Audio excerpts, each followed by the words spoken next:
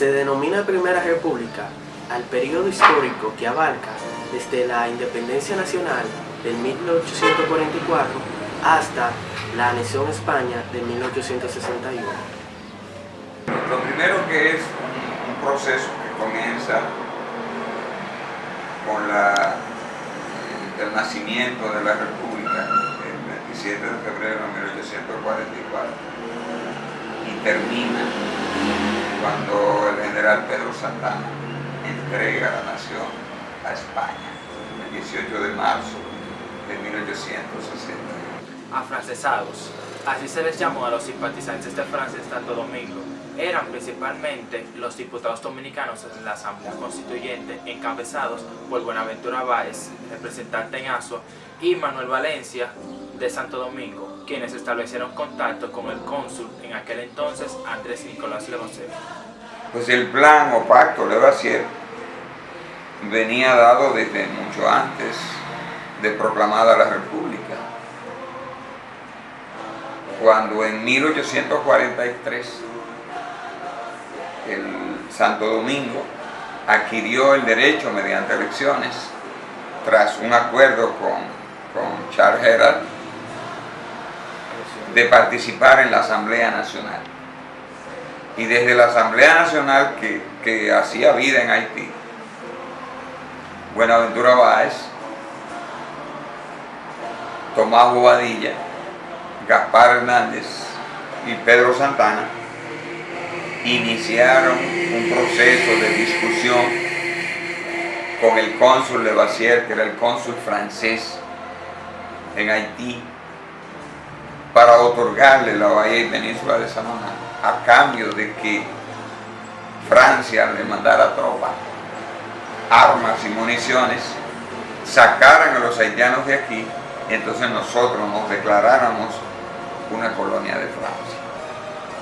Trinitarios era el grupo de la clase media formado por Duarte en 1838 que desarrollaba una labor para despertar la conciencia de la población dominicana a favor de la causa separatista con fines de independencia. Junta Gubernativa Provisional fue formada el 28 de febrero por los trinitarios y conservadores en el baluarte del Conde. La presidió en primera instancia Sánchez y luego Mella. Sus primeras tareas fueron negociar con el comandante de la Plaza de Santo Domingo la rendición de las tropas haitianas, propagar por medio de sus emisarios la noticia de la independencia dominicana en el interior del país.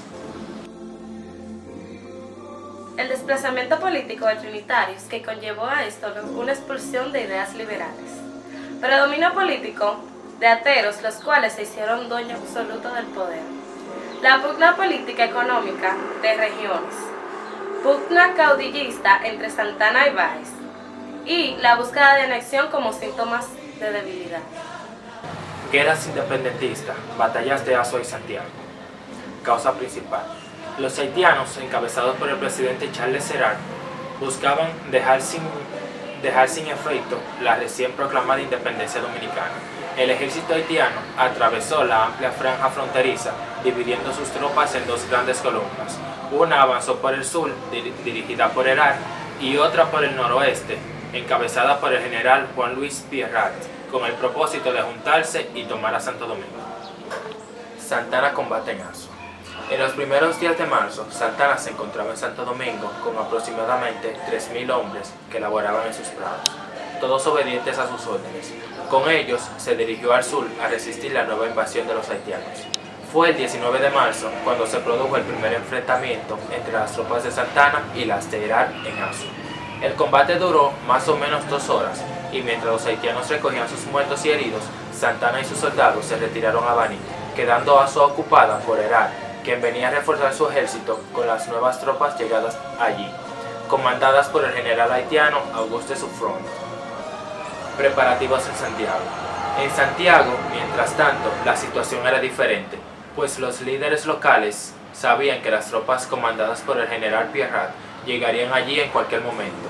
Las huestes invasoras se presentaron el 30 de marzo y cuando se disponían a tomar la ciudad por asalto, encontraron una fuerte y bien organizada resistencia en la que se destacaron el general José María Imbert, héroe de la batalla, el batallón dirigido por Fernando Valerio y Fuego de artillería de los oficiales José María López y los hermanos Silvio y Dionisio Mieses. ¿Cómo estaba la situación política de ese entonces? La contradicción entre liberales y conservadores. ¿Había una estabilidad? No, estabilidad no había imposición. El conservadurismo se imponía por la vía militar porque se generó un caudillismo. La contradicción, que es una aparente contradicción, era entre el militarismo de Pedro Santana y el intelectualismo de Buenaventura Báez.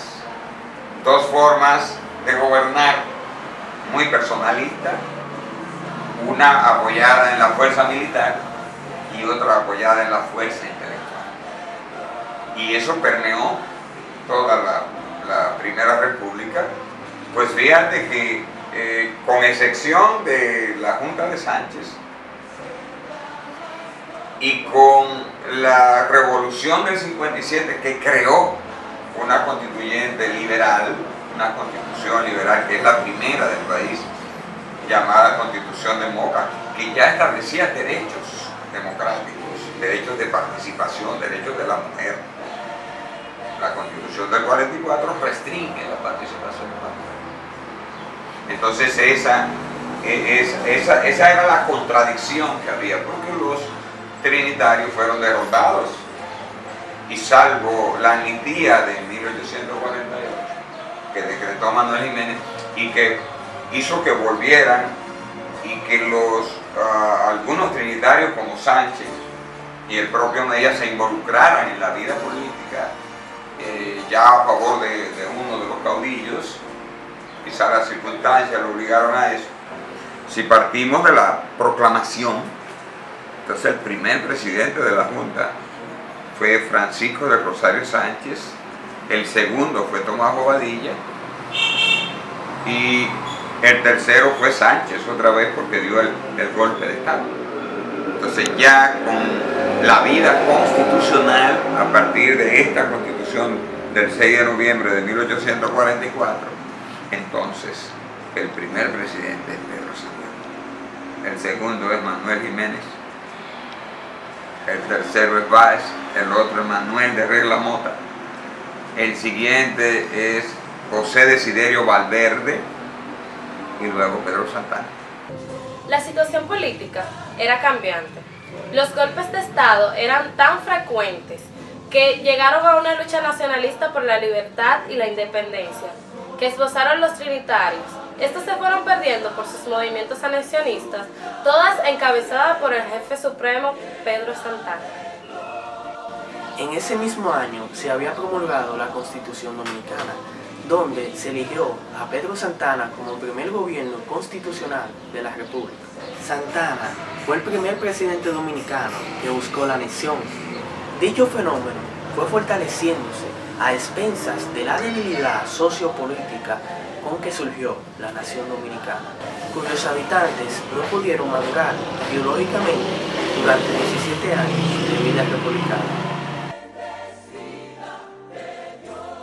Para 1858, la guerra civil continuó estancada. En medio de esa situación, vino al puerto de la ciudad un barco de la Armada norteamericana con el fin de proteger la vida y los intereses de los ciudadanos de Estados Unidos. El comandante de la nave, John Washington, solicitó a los cónsules de Inglaterra, Francia y España su mediación para ponerle fin a la guerra que seguía arruinando a la República. La mediación de los cónsules logró un acuerdo que permitió la salida de Báez y sus seguidores, con garantía de sus vidas y los recursos que pudieran robarle al Estado. Esta coyuntura sirvió a Santana y a sus tropas para entrar a la capital sin dificultades. Luego de visitar los pueblos del interior, regresó a la capital y anunció la entrada en vigencia de la Constitución de diciembre de 1844. Se inició así su último y cuarto gobierno, cuyo objetivo principal consistió en hacer realidad su viejo proyecto de negociar el protectorado o anexión del país a cualquier potencia extranjera.